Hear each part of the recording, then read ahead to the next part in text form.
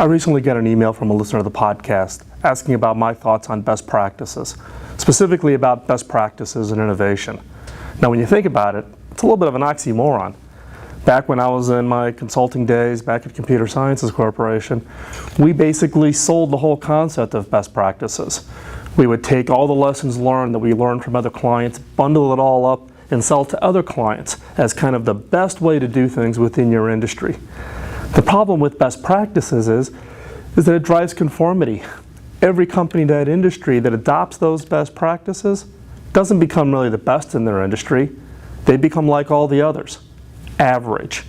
And who wants to be average? Kind of reminds me of the movie The Incredibles with Dash. Now, The Incredibles, family, superpowers, Dash could run very, very fast. And the problem was he wanted to try out for sports, but his parents are like, no, because you'll show up all of the other kids. And in this conversation with Dash and his mom says, now Dash, remember, everybody is special.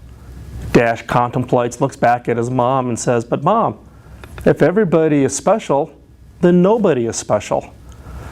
In this world, in the highly competitive markets, it's all about standing out. It's all about differentiation. Whether you're a business trying to drive change in order to take a lead in your industry, or if you're an individual. In a recent study of 1,600 top CEOs, they were asked, what is the number one criteria that you're using for hiring these days? You know what the number one criteria was? Creativity. CEOs are looking for those individuals who can come in and bring that creative spark into the organization. That's what's needed these days. It's not about being average. Look, we grew up trying to be average in our classrooms, right? We were growing up. We all wanted to look the same, we wanted to dress the same. You didn't want to stand out, because if you stood out, that meant that you were going to get picked on. In the world of creativity, it's about standing out. It's about having a voice. It's about having an opinion. It's about bringing all of you to whatever the problem it is you're facing. In today's world, average basically puts you into the middle of the pool. And given the shift from this information knowledge economy to this creative economy, your ability to stand out with your personal creativity is absolutely crucial for your long-term career success. So what should you do?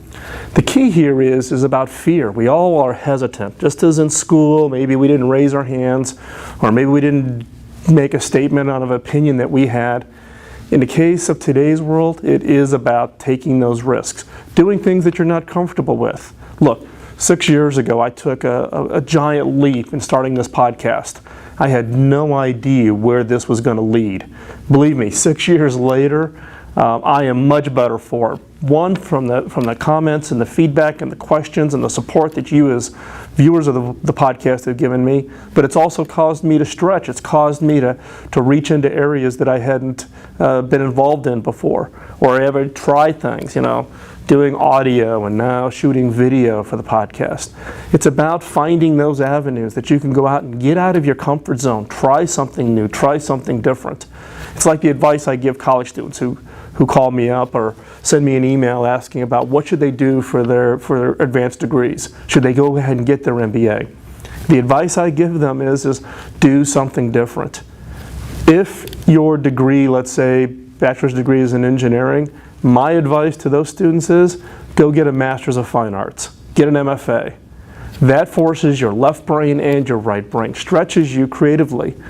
Pick up a hobby, whether it be photography or whether it be being in a band. Do something that allows you to experience that release that you get when you come up with something totally new that's never been heard before or never been invented before, and put that out there for the people to respond to. Don't be fearful. Don't sit back and wait. The challenge here is don't let your current processes or your current approaches dictate your path forward. You can change, whether it's you as an individual or you changing your individual organization and helping them change. Many organizations just want to plod through doing the same thing the same old way every day. It's basically doing the obvious next step.